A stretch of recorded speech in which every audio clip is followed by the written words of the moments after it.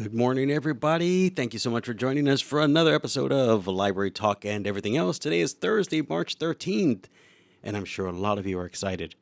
Excited because next week is spring break, so you don't have to come to school. That's really exciting for some of us. Some of us do have to work, but a majority of us are off next week. So this week's topic is going to be about spring break. We're going to talk about the history of spring break. We're going to talk about some safety tips as you begin going out and about. We're going to talk about the top 10 spring break destinations from a variety of different places.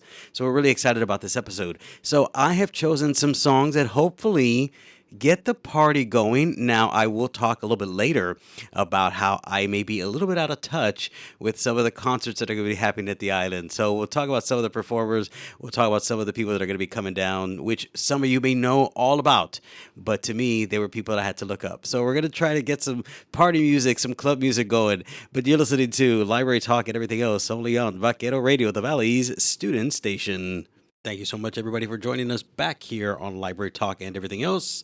I'm your host, DJ JC. If you're joining us after the break, we did talk about our topic for today being spring break. I know some of you are looking forward to having next week off to catch up on studies, to just relax, to go out with friends, whatever it is that you're going to do. Please stay safe, and we're going to talk a little bit about that. As with every show, we do have a research question, and today's research question is going to be, how has the history of spring break evolved, and what are the key strategies to ensure student safety during this time? That is going to be the focus of a lot of what we talk about today is we want to make sure that you are safe. I know some people are already enjoying their spring break. I know my daughter Miranda is here from UTSA, and she has had this week off. And I know a friend of mine, his son is a student at Sam Houston State, and he has the week off as well. So if you are already enjoying your spring break, hopefully you're staying safe. Hopefully you are having a good time, and again, away from your studies and just relaxing and kind of taking things easy. Because when we come back from spring break, at least for us here at UTRGV, it's already almost the end of March.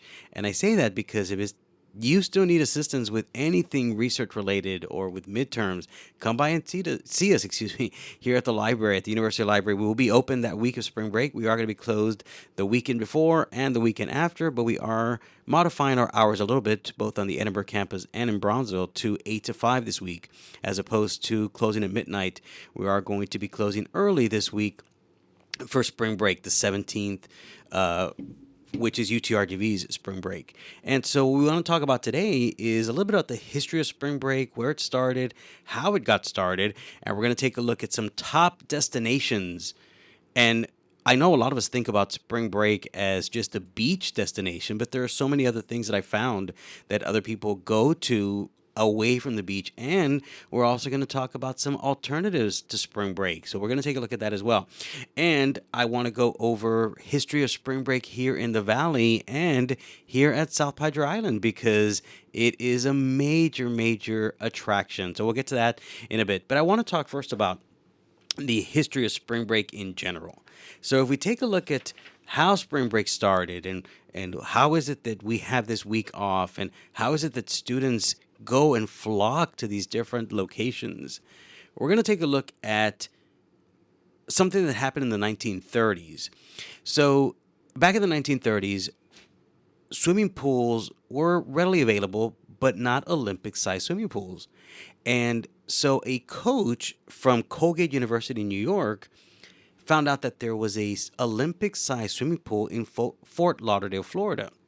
So during the breaks, during the Easter breaks, he and his team would come down from New York to Florida to practice. And they would take that week to practice in an Olympic-sized swimming pool, which again wasn't very common at the time. The warm weather helped. The fact that they had the facilities and the resources to support practicing during that time was very beneficial for that team. And so what started happening was that this swim team kept coming year after year. And then once the availability of Olympic-sized pools became a little more reasonable, those students still kept coming to Florida, to Fort Lauderdale, Florida, to celebrate the warm weather, celebrate with warm weather, with their friends. They started telling other athletes, and they continue to come to Florida to celebrate that week off. And so you started to see more and more students come into Florida, more and more visitors come into Florida to celebrate that week off of school. And so what ended up happening was that partying began. And so during their off time, these college athletes, they would party and the word spread.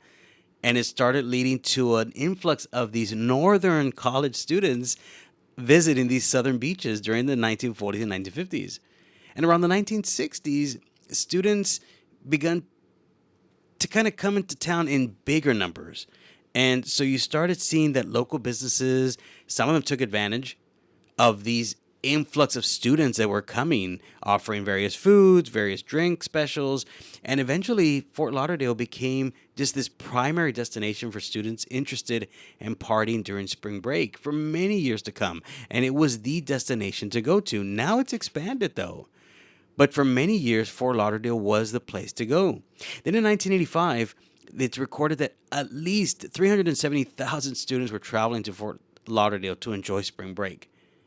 But with that came the rowdy crowds and the rowdy behavior that led to, at least in 1985's numbers, 2,500 students being arrested that year. And so officials began to take a look at spring break a little bit closer. They started making some changes to policies. And then alternative locations quickly rose to become the primary spring break destinations, one of which was South Padre Island here in the valley. Mexico became a popular destination. So the three most common spring break destinations today include Panama City, Florida, South Padre Island, Texas, and Cancun, Mexico. Panama City hosts more than 370,000 students each year, while South Padre Island hosts around 150,000. Cancun hosts about 100,000. In Texas and Florida alone, students on spring break spend about $1 billion, giving a boost to the local economies. The average spring breaker spends about $1,100 in a week, which is more than the average family of four spends on food in the entire month. So that's a lot. That's a lot that businesses are investing into. If you go to South Padre Island, you see beer companies, you see these food companies advertising, bars, clubs, they're advertising the availability to go and party. Mexico became a very top destination for many as well because the alcohol drinking level is at 18. In Canada, it's 19. But here in the United States, it's still 21, but in Mexico, it was at 18. So with those types of advertisement numbers and those types of businesses investing into spring breakers, you have those big party crowds that are coming. And it's a big economic boon for the areas, particularly the Valley and northern Mexico, border cities such as Reynosa and Mexico, that see these college students come in, spend money. And with that also, you have those inherent dangers. You have those issues where people get thrown in jail, people get arrested, people get hurt. So we want to maintain and we want to continue to have a safe spring break. We're going to talk a little bit about some of the safety tips that many universities are putting out there, even here at UTRGV.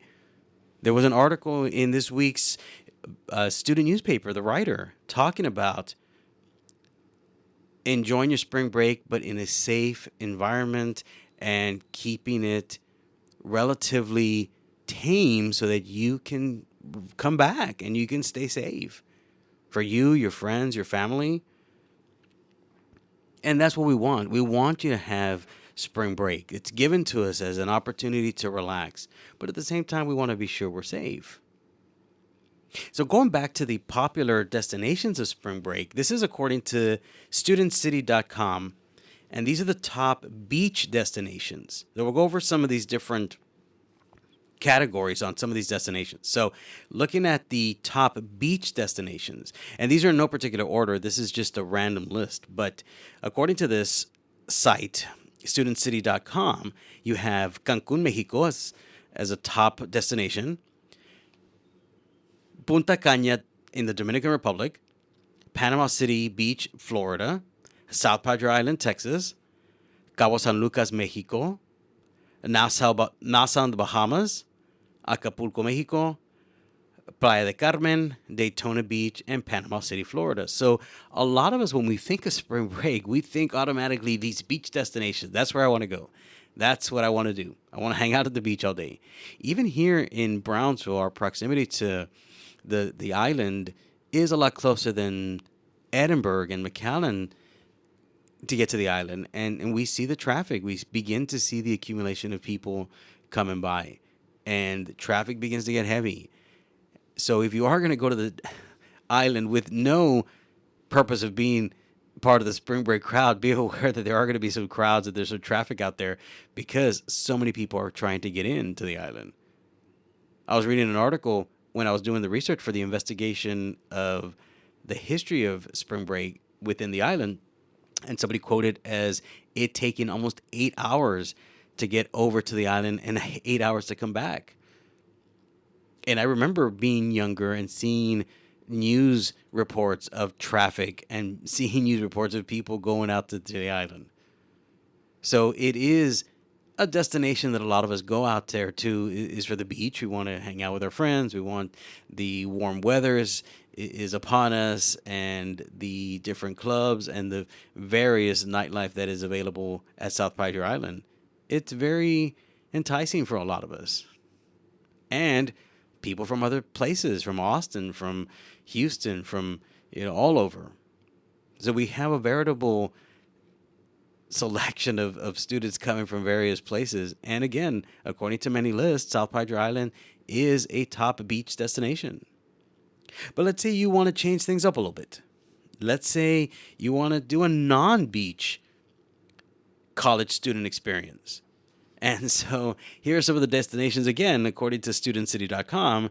These are the non-beach destinations. Las Vegas, Nevada. Nashville, Tennessee. New Orleans, Louisiana. And Orlando, Florida.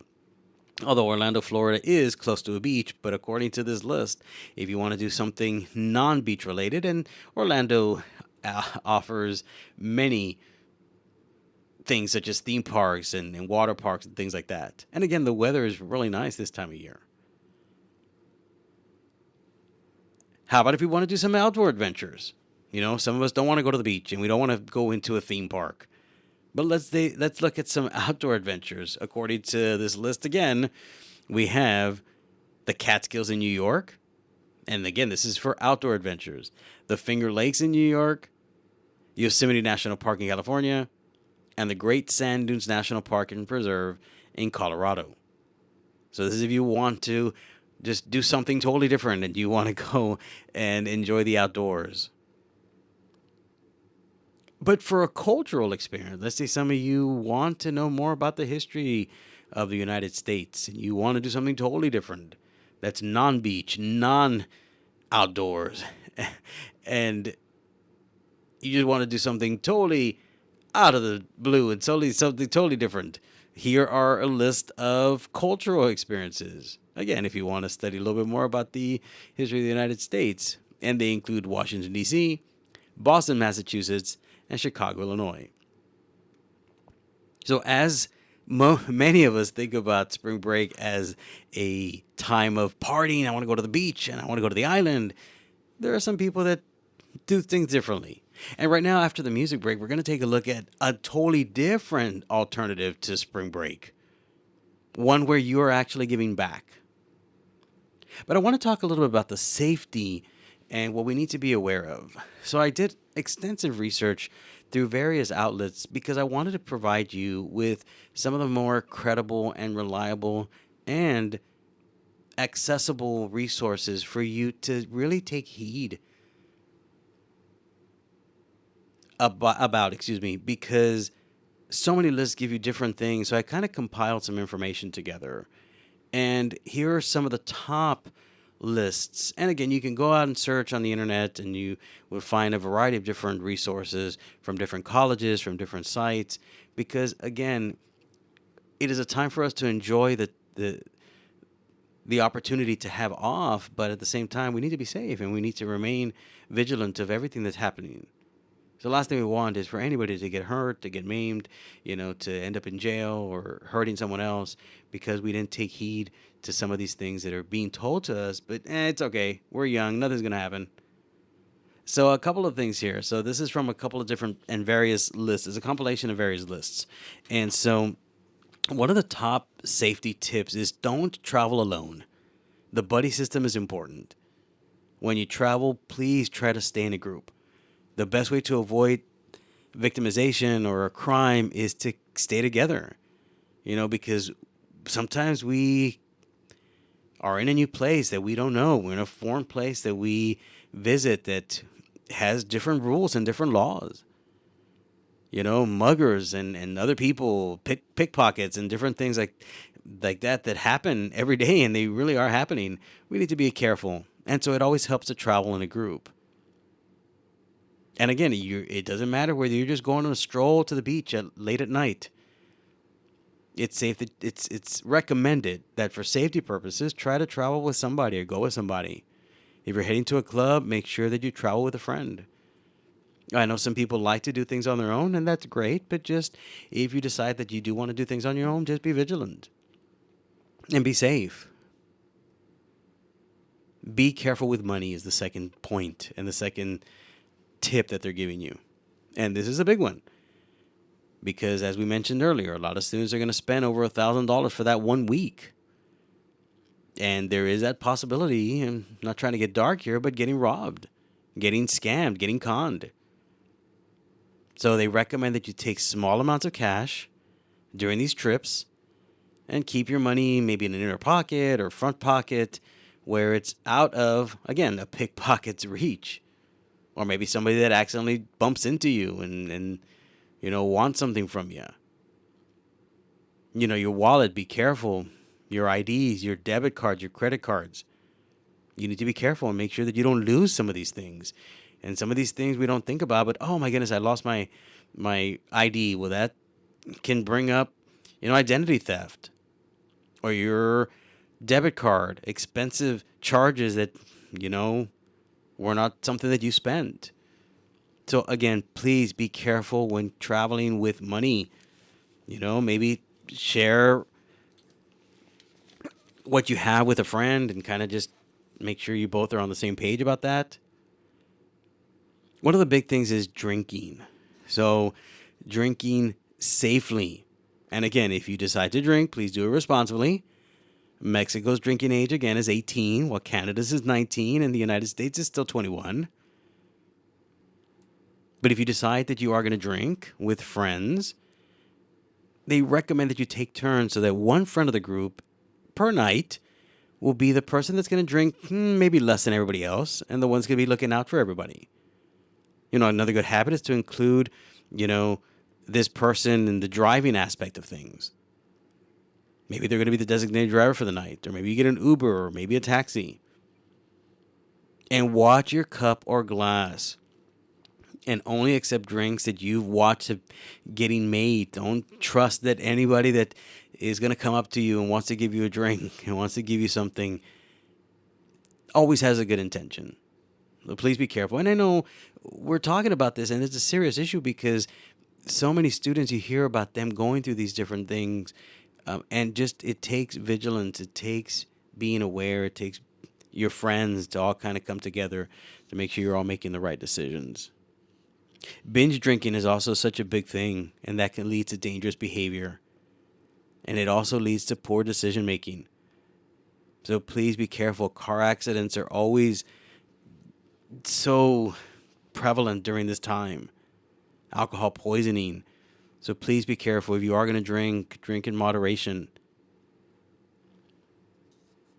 One of the things that they recommend is to, if you are going to drink and you know you're going to drink, make sure you eat a meal before it. Stay hydrated throughout the evening by drinking water. I mentioned this earlier about practicing safe driving. And that is a big one because, again, if you are going to drink, please be careful. And if you are traveling on a road trip, make sure that your car is in good shape. And so some of the things that we don't think about is, oh, you know what? Do I have a spare tire? Do I have all the tools that I need to change a tire if it comes up? And they recommend that if you are traveling with a group, ask a friend to stay awake with you in the front seat, to talk to you and to kind of maintain a conversation.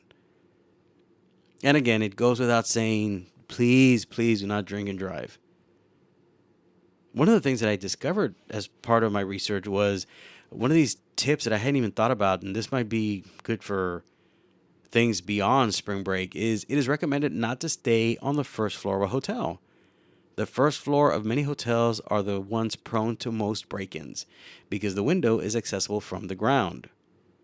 So if you can, request a room on the second and third floor or maybe higher because, again, those windows are accessible from the ground. One of the other tips that includes such a valuable kind of point is if it's against the law, it is not worth it. Underage drinking and the dangers that come with it. It's illegal. And it can be hazardous to your health. We don't think about that many times, how it can affect our health.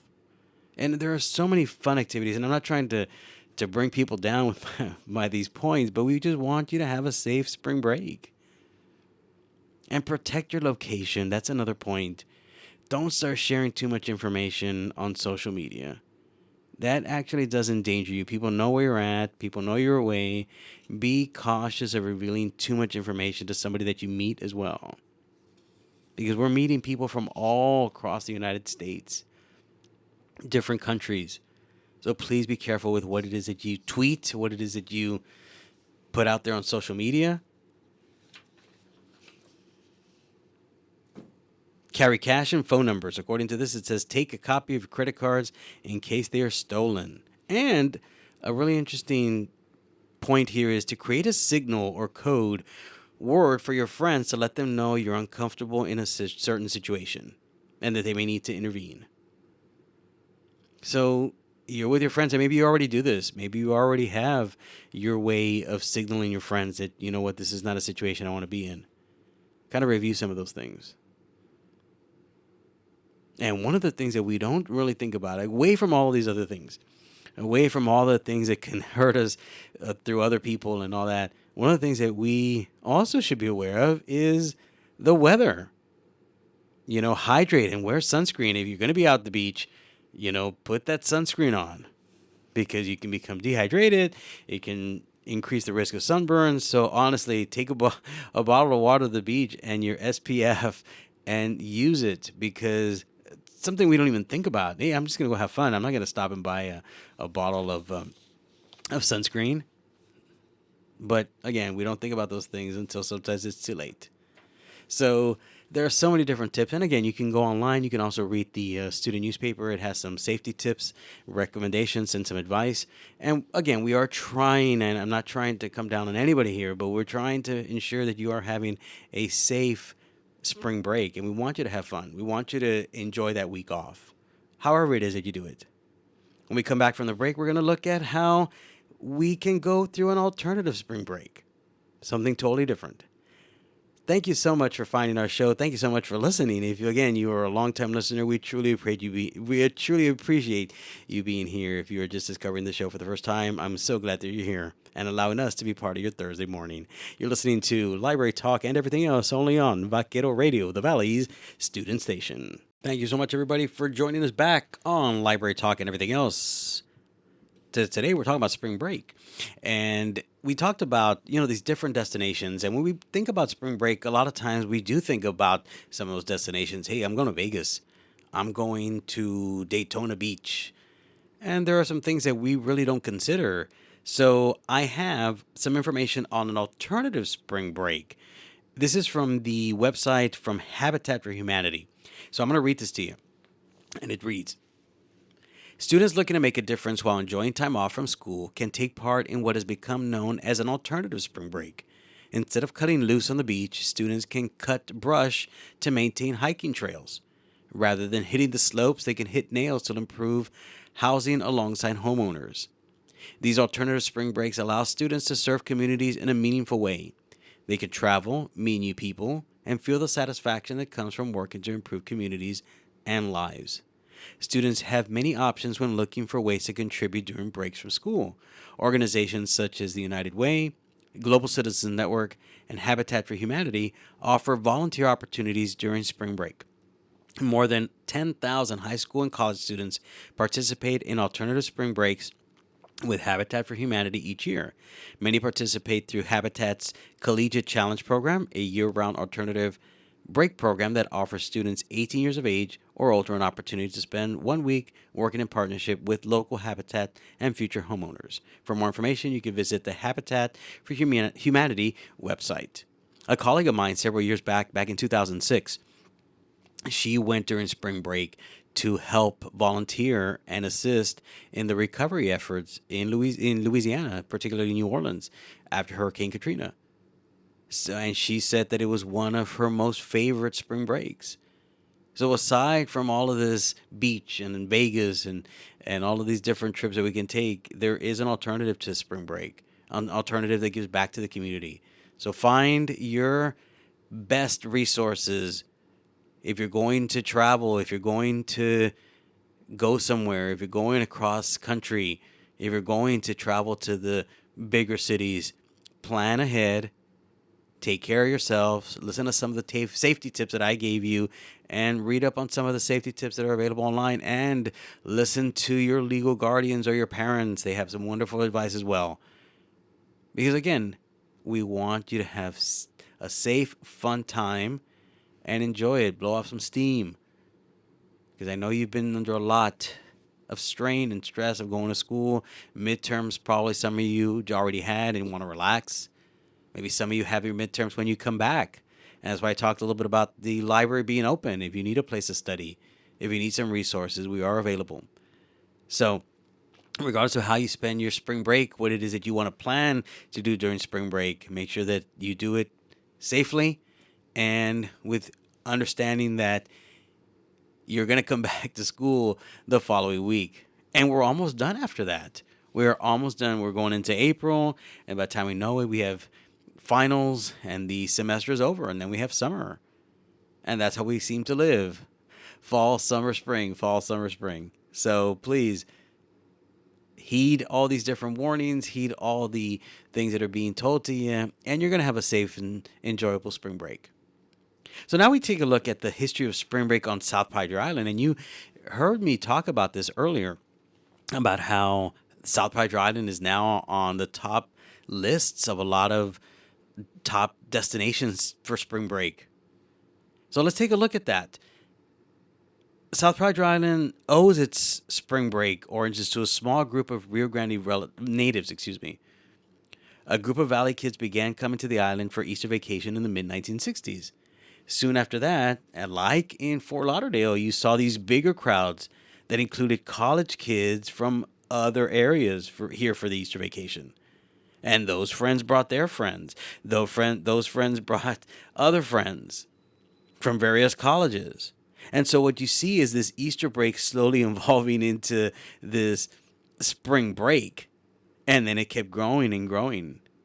And before long, these big companies, these big food companies, these big beer companies, they began to participate with some of these events designated for the youth. And this trend continued, and it's still there. Now it's become these corporations that are coming into, giving giveaways, and special events. So spring break today, it sort of comes in the last week of February and goes to the end of March, because we have Semana Santa that is part of it. And so it's this 6 weeks almost of just craziness at South Padre Island. And there are some major performers that have come by that have performed here, including Steve Aoki. I know some of you may not know Eddie Money, but Eddie Money performed a concert here at the island many years ago, back in the 80s. Stevie Ray Vaughan, Lil Wayne, Cardi B. And that's why I started with Cardi B as the first selection of music today, because I had done my research and I know she had come by a couple years back. But I guess I'm a little out of the loop, because this year, some of the performers that I saw in some of the various lists of concerts that are going to be offered at the island, I'm sorry, but I do not know who some of these people are, and maybe you do. And you're excited. Maybe you already have your tickets for some of these. So let me go down that list. And again, I have no idea who these people are. I'm a little out of the loop when it comes to some of the music that I listen to, and even some of the music that I'm probably playing right now. Maybe you're thinking that's not anything new. But again, we try to keep things with a party atmosphere, at least for this episode. So let me go down the list of people that are going to be performing within the next couple of weeks here at the island. And again, these people include D Baby and Zero, Brody Rivers and Rustic Rose, Bossman Dlau, De Oro, G-Eazy, and Big X the Plug, and that Mexican OT. Again, if you have your tickets for these, great. Hope you have fun. Stay safe. I have no idea who these people are. I'm going to ask my daughters if they know who they are. Maybe they do. But again, these are some of the performers that I looked up that are going to be performing within the next couple of weeks here at the island, at Clayton's, and some of the other beach bars. When I was younger, I remember never really being part of that Padre Island scene of going out there to the bars and to the clubs. That was not my thing. But I remember going on a random day to the island, and you would see these bars and these clubs that would just kind of line the island. Bars such as Charlie's, that was a huge one. It used to be a airplane hangar that was converted into a club. Club Chaos was a multi-storied club right on the island, right in the center. And now, today, that same building that used to host many, many parties and many, many dances, and it was a club, Club Chaos, is now a candy shop. The building remained the same. It looks the same, but now it is a candy shop. And for some reason, if you go to the island, there are so many candy shops that are popping up. I don't know why. Maybe that'll be for another episode. But there was a time where the island was just jam-packed. And I talked about this earlier about when I was conducting my research for the history of spring break. I came across an article that stated that getting out of the island and onto the island took almost 8 hours crossing the causeway because there was so much traffic. So the island, again, a destination that a lot of college students look forward to, a lot of Winter Texans look forward to. So there's a lot going on. And please, again, and I know it's going to sound like I keep repeating myself, but be safe. Take care, okay, as you're out there.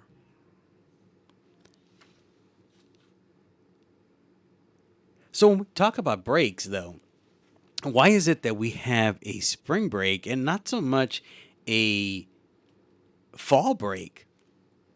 So let's go and take a look at a little bit of some information here. And here's a kind of a detailed explanation of the various breaks. So this is the breaks that we get. So the historical roots of the breaks themselves. The traditional academic calendar, which is its fall and spring semesters, is rooted in the agrarian calendar, where students were needed to work on farms and harvesting during different seasons. So if we break down the different seasonal breaks, if we look at summer, the longest break was summer, and it was designated to coincide with the harvest season when students could work on farms and land. The winter break often coincides with major holidays like Christmas and New Year's. Spring break is a shorter break before the final push towards the end of the school year, and it often coincides with Easter and other spring holidays. A fall break, again, not a lot of us have fall breaks. I know some school districts throughout the United States do have that break in October. While some schools have a fall break, it is not as common as spring break, and the timing and the length varies. And the reason for not having a fall break is that some schools may not have a fall break because they need to maintain the certain number of years required in a particular year, or because they want to focus on the end of the school year and those upcoming breaks rather than kind of take a break mid-October, because we're going to get a break in December. And the reasons for the fall break, again, going back to that, is that some schools have a fall break to allow students a break from classes to relax if they're going to use it to travel with their family. And it's just the time off akin to and similar to spring break. But a lot of us don't have that fall break.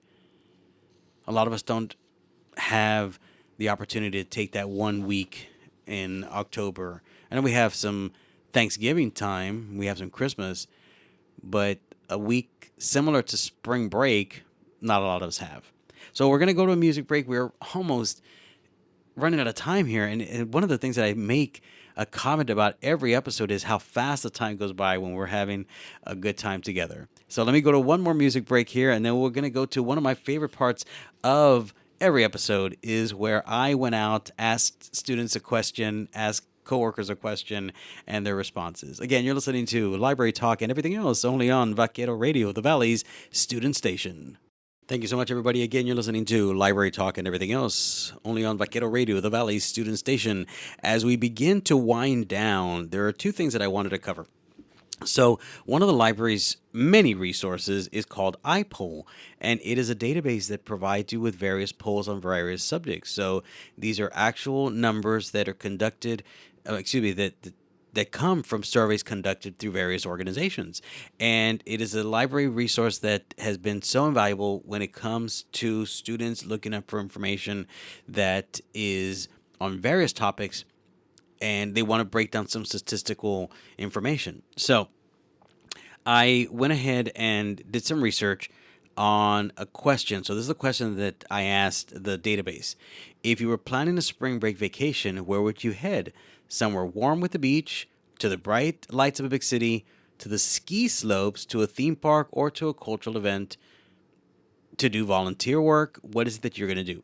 And so here's the breakdown of the numbers that I received. So somebody's 6% said somewhere warm with a beach.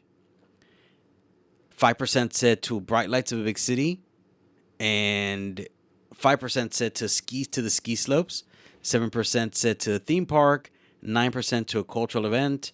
And 6% to a volunteer trip. And 6% said they didn't want to answer the question.